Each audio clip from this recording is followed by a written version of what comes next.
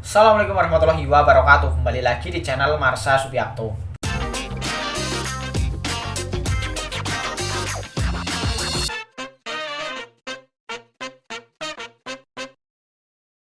Pada kesempatan kali ini kita akan kembali membahas informasi menarik. Kali ini kembali terkait dengan seleksi CASN ya. Kali ini tetapi untuk formasi tahun 2024. Jadi mungkin teman-teman sudah tahu lah ya, bahwa di tahun 2024 ini pemerintah melalui Kementerian Pan-RB kembali akan mengadakan seleksi CASN, baik itu CPNS maupun P3K. Dan kemarin kembali ada berita menarik berkaitan dengan hal tersebut. Menteri Pan-RB Abdullah Azwar Anas memberikan instruksi atau arahan kepada para PPK ya, atau pejabat pembina kepegawaian di masing-masing instansi agar mengikuti instruksi ini. Setidaknya ada 6 instruksi terkait dengan pengadaan CASN di tahun 2024 yang harus diikuti oleh PPK. Dan kali ini kita akan coba lihat beritanya ya. Apa saja instruksi dari Menteri Pan-RB? Apakah ada hal penting yang bisa menguntungkan honorer atau tenaga non-ASN pada pengadaan P3K maupun CPNS di tahun 2024? Langsung saja bagi yang penasaran, simak terus. Oke, bismillahirrahmanirrahim, langsung saja kita mulai. Jadi inilah berita atau informasi berkaitan dengan 6 instruksi Menpan RB ya untuk kepala daerah atau PPK terkait dengan pengadaan CASN di tahun 2024. Diberitakan oleh jpnn.com, judulnya 6 instruksi Menpan RB kepada kepala daerah, poin 3 dan 4 harus dikawal seluruh honorer.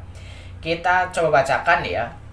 Rekrutmen calon aparatur sipil negara atau CASN tahun ini kembali akan digelar.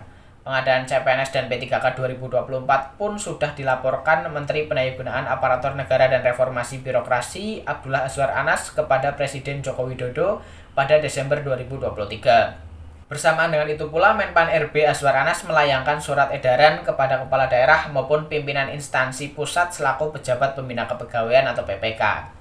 Dalam surat nomor bla bla bla bla tertanggal 21 Desember 2023 itu, Menteri Anas menyampaikan berdasarkan pasal 66 Undang-Undang Nomor 20 Tahun 2023 tentang Aparatur Sipil Negara, menyebutkan bahwa instansi pemerintah diwajibkan menyelesaikan penataan pegawai non-ASN paling lambat Desember 2024. Karena amanat itu, serta dalam rangka perencanaan kebutuhan dan pengadaan pegawai ASN, kami harapkan para kepala daerah dan pimpinan kementerian atau lembaga menyampaikan data kebutuhan ASN tahun 2024, terang Menteri Anas. Dalam pengusulan kebutuhan CPNS 2024 dan P3K, Menteri Anas memberikan rambu-rambunya. Adapun 6 instruksi Menpan RB ini adalah: 1. Pengadaan ASN pada 2024 terdiri dari A. P3K khusus bagi pelamar non-ASN, dan B. CPNS bagi pelamar umum. 2. Ketentuan jabatan sebagaimana dimaksud pada angka 1 dibuka untuk jabatan fungsional dan jabatan pelaksana sesuai ketentuan peraturan perundang-undangan. 3. Memperhatikan kondisi pegawai non-ASN saat ini, akan dipertimbangkan jabatan pelaksana untuk P3K dengan persyaratan jenjang pendidikan paling rendah sekolah dasar atau sederajat dalam pengadaan ASN sebagaimana dimaksud angka 1 huruf A. 4. Instansi pemerintah diharapkan untuk mengusulkan kebutuhan ASN dengan wajib memprioritaskan penataan pegawai non-ASN atau honorer. 5. Merujuk penjelasan sebagaimana angka 1 sampai dengan angka 4, diharapkan PPK untuk menyampaikan jumlah kebutuhan CPNS dan P3K tahun 2024 dengan melampirkan surat usulan dan surat pernyataan tanggung jawab mutlak atau SPTJM sesuai dengan format terlampir pada aplikasi e-formasi paling lambat 31 Januari 2024.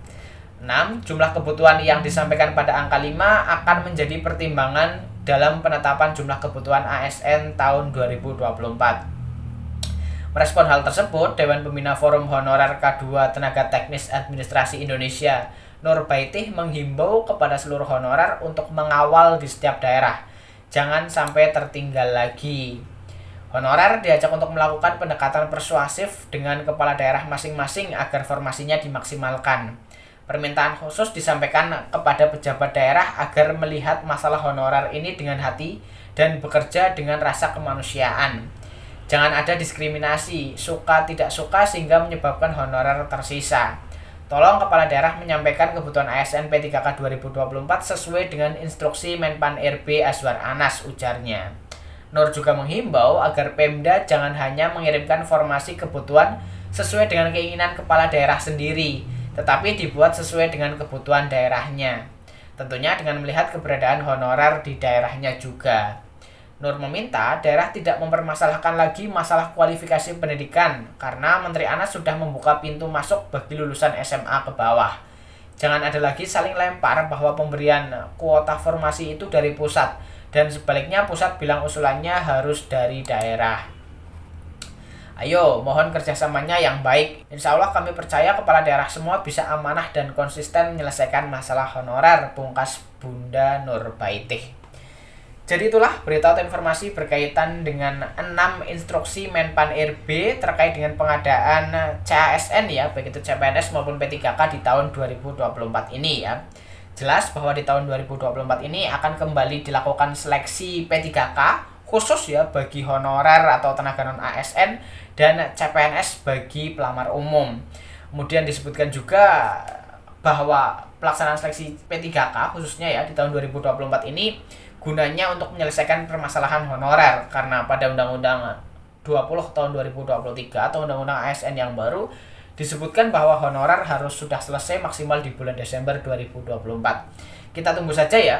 Semoga para kepala daerah bisa mengusulkan formasi P3K semaksimal mungkin gitu ya. Artinya honorer ataupun tenaga non ASN yang bekerja di daerah tersebut setidaknya bisa terangkat semuanya menjadi P3K di tahun 2024 ini. Jadi mungkin itu informasi yang bisa disampaikan pada kesempatan kali ini. Jika ada tanggapan atau pertanyaan silahkan tinggalkan di kolom komentar. Terima kasih, mohon maaf bila ada kesalahan. Wassalamualaikum warahmatullahi wabarakatuh.